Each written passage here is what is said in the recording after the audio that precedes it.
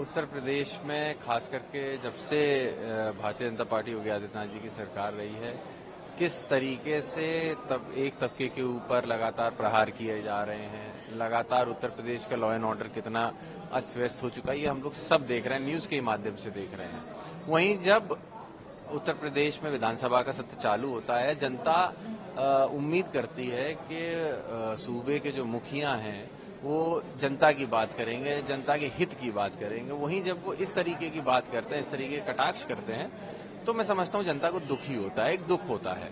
और जहां तक उनकी इस तरीके की बात करने की बात है, तो निश्चित तौर पे हम आपको ये कह सकते हैं कि समाजवादी पार्टी इंडिया गठबंधन को बहुत बड़े अंतर से जीत दिलाई गई है। आज जरूरत इस बात की नहीं है कि वो हम लोगों के ऊपर कटाक्ष करें, जरूरत इस बात की है वो खुद इस बात को देखें कि आज उनकी पार्टी के अंदर कितना विरोधाभास पैदा हो रहा है। आपको ऐसा लगता है कि एक जो नंबर है लोकसभा का, उससे कहीं ना कहीं पार्टी के अंदरूनी लड़ाई शुरू हो गई है? देखिए, वो सारी बातें बाहर निकल के आई हैं। आपने देखा बीते दिनों में किस तरीके से उप मुख्यमंत्रियों का जो रवैया है या व्यवहार है या उनके जो स्टेटमेंट्स थे वो जो उन्होंने दिए हैं, वो सीधे तौर पे सरकार पे कहीं ना कहीं विरोधाभास का एक जिसकी चर्चा हम लोग बहुत समय से कर रहे थे, उसको निश्चित मोहर लगाने का काम कर रहे हैं।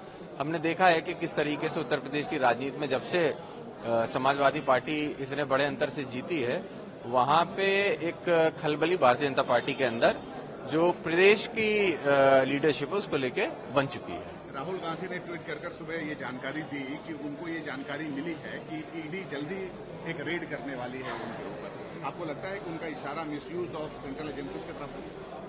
देखिए, मिसयूज ऑफ सेंट्रल एजेंसीज हो और मिसयूज ऑफ इवन लैंग्वेज हो, कितनी जगहों पे हमने देखा है। इवन पार्लियामेंट के अंदर हमने नहीं देखा। जितनी एजेंसीज की बात जो आप कर रहे हैं, क्यों नहीं है, हमने देखा किस तरीके से नाटकीय तौर पे अगर कोई व्यक्ति भारतीय जनता पार्टी छोड़ के जाता है, अगले ही दिन उसके घर पे रेड होती है। उसी तरीके से अगर राहुल गांधी जी ये बात कह रहे हैं तो निश्चित ये बात सच हो सकती है। और जहां तक पार्टी की इन लोगों की बात है, तो इन लोगों ने राजनीति जो है वो आज की तारीख में एक भय का माहौल बनाने का प्रयास किया जा रहा है।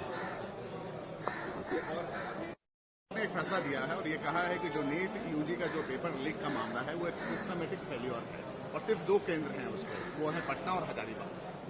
देखिए, जहां तक कोर्ट के फैसले की बात है, इस पे सीधे तौर पे कुछ कहना ठीक नहीं रहेगा, लेकिन मैं निश्चित तौर पे जनता की तरफ से ये बात कह सकता हूं कि जो आज स्थिति बनी हुई है, जिसके अंदर नौजवान हो या उनके माता पिता हो, घर वाले हों, उनके अंदर एक बहुत बड़ा सवालिया निशान पैदा हो चुका है इन परीक्षाओं को लेकर।